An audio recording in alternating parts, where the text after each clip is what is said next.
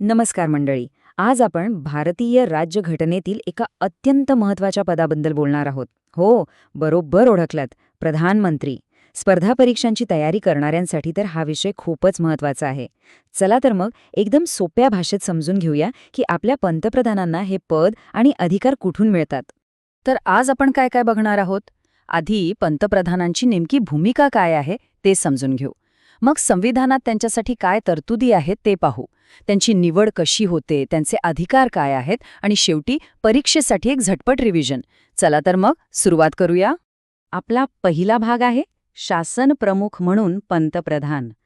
बघा, आपल्या संसदीय प्रणालीमध्ये पंतप्रधान हे पद म्हणजे संपूर्ण शासन व्यवस्थेचा केंद्रबिंदू आहे.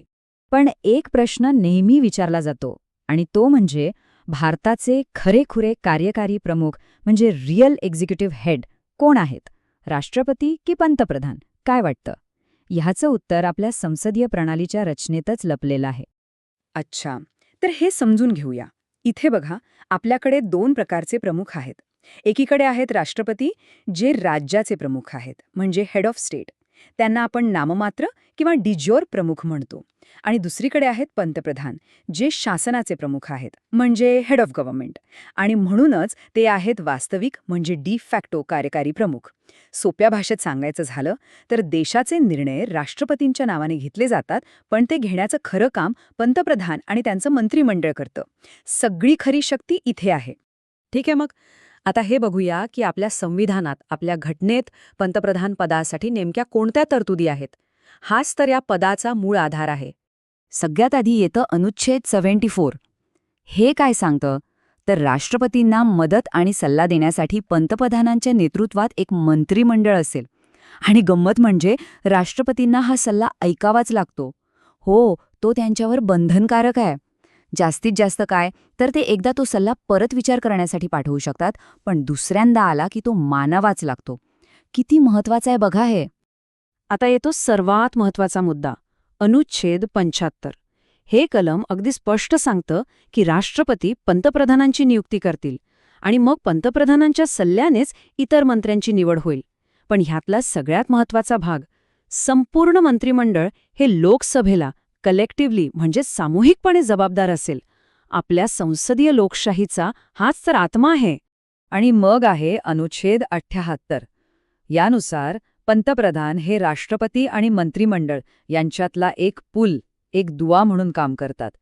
सरकार काय निर्णय घेतंय, कोणते कायदे आणणार आहे, ही सगळी माहिती राष्ट्रपतींपर्यंत पोहोचवण्याची जबाबदारी पंतप्रधानांची असते. चला, ही झाली घटनात्मक बाजू. आता आपण जरा प्रॅक्टिकल गोष्टींकडे वळूया. पंतप्रधानांची निवड नेमकी होते कशी आणि ते किती काळ पदावर राहू शकतात? ही प्रक्रिया तशी सरळ आहे, पण त्यात काही बारकावे आहेत. साधारणपणे 4 टप्पे असतात. पहिला, लोकसभेच्या निवडणुकीत ज्या पक्षाला किंवा आघाडीला बहुमत मिळतं त्यांचे नेते राष्ट्रपतींकडे जातात. राष्ट्रपती त्यांना पंतप्रधान म्हणून नियुक्त करतात. पण समजा कोणालाच स्पष्ट बहुमत मिळालं नाही तर? अशावेळी राष्ट्रपती आपला स्वविवेक वापरतात आणि सर्वात मोठ्या पक्षाच्या नेत्याला सरकार बनवायला बोलावू शकतात. तिसरा टप्पा म्हणजे शपथविधी. राष्ट्रपती त्यांना पद आणि गोपनीयतेची शपथ देतात. आणि मग जर गरज असेल तर पंतप्रधानांना एका ठराविक वेळेत लोकसभेत आपलं बहुमत सिद्ध करावं लागतं. बरं, पंतप्रधान होण्यासाठी काय लागतं? काही गोष्टी तर अगदी बेसिक आहेत. एक, ती व्यक्ती भारताची नागरिक हवी. दुसरं, ती व्यक्ती लोकसभा किंवा राज्यसभेची सदस्य असायला हवी. आणि समजा नसेल तर पंतप्रधान झाल्यावर 6 महिन्यांच्या आत त्यांना सदस्य म्हणून निवडून यावं लागतं. नाहीतर खुर्ची सोडावी लागते. वयाची अट म्हणजे लोकसभेसाठी किमान 25 वर्षे आणि राज्यसभेसाठी 30 वर्षे पूर्ण असावी लागतात. आता एक इंटरेस्टिंग गोष्ट, पंतप्रधानांचा कार्यकाळ 5 वर्षांचा असतो असं आपल्याला वाटतं. पण घटनेनुसार तो निश्चित नाहीये. ते राष्ट्रपतींची मर्जी असेपर्यंत पदावर राहतात. आता याचा अर्थ काय? याचा सरळ अर्थ आहे, जोपर्यंत लोकसभेत त्यांचं बहुमत आहे तोपर्यंत त्यांना कोणीही पदावरून हटवू शकत नाही. बहुमत गेलं की सरकार पडतं आणि शपथ ती तर राष्ट्रपतीच देतात.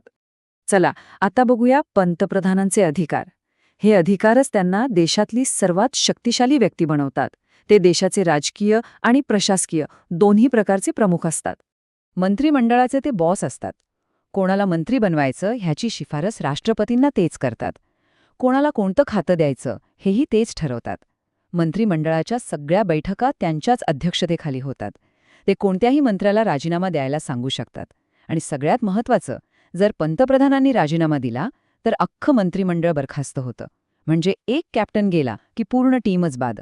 राष्ट्रपतींसोबतच्या संबंधांमध्येही त्यांची भूमिका मोठी आहे. देशाचे महान न्यायवादी, CAG, UPSCचे अध्यक्ष या सगळ्या मोठ्या नियुक्त्या पंतप्रधानांच्या सल्ल्यानेच होतात. थोडक्यात ते राष्ट्रपती आणि सरकार यांच्यातील मुख्य दुवा आहेत. आणि संसदेत तर ते लोकसभेचे नेतेच असतात. संसदेचं अधिवेशन कधी बोलवायचं, कधी संपवायचं याचा सल्ला राष्ट्रपतींना तेच देतात. एवढंच नाही तर त्यांना वाटल्यास ते कधीही लोकसभा बरखास्त करण्याची शिफारस सुद्धा करू शकतात. सरकारची धोरणं संसदेत मांडण्याचं कामही त्यांचंच असतं. अजूनही बरीच कामं आहेत. नीती आयोगाचे अध्यक्ष तेच असतात. राष्ट्रीय एकात्मता परिषद, आंतरराज्य परिषद या सगळ्यांचे अध्यक्षपद त्यांच्याकडेच असतं. देशाचं परराष्ट्र धोरण ठरवण्यात त्यांची भूमिका खूप मोठी असते. ते सरकारचे मुख्य प्रवक्ते असतात. आणि देशावर एखादं संकट आलं तर राजकीय पातळीवर तेच क्रायसिस मॅनेजर असतात.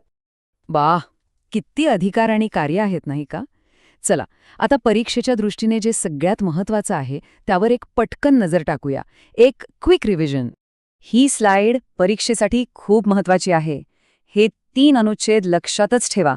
अनुच्छेद 74, पंतप्रधानांच्या नेतृत्वात राष्ट्रपतींना सल्ला देणारं मंत्रिमंडळ. अनुच्छेद 75, पंतप्रधानांची नियुक्ती आणि मंत्रिमंडळाची लोकसभेला सामूहिक जबाबदारी. आणि अनुच्छेद 78, राष्ट्रपतींना माहिती देणं हे पंतप्रधानांचं कर्तव्य. हे 3 म्हणजे या सगळ्या टॉपिकचा गाभा आहे. आता जाता जाता एक प्रश्न तुमच्यासाठी. एवढे सगळे अधिकार पंतप्रधानांना आहेत. मग त्यांच्या या अधिकारांवर काही बंधनं, काही मर्यादा आहेत का? आपल्या लोकशाहीत ही सत्ता संतुलित ठेवण्यासाठी काय व्यवस्था आहे यावर जरा विचार करा. यावर आपण पुन्हा कधीतरी नक्की बोलू. तोपर्यंत अभ्यास करत रहा.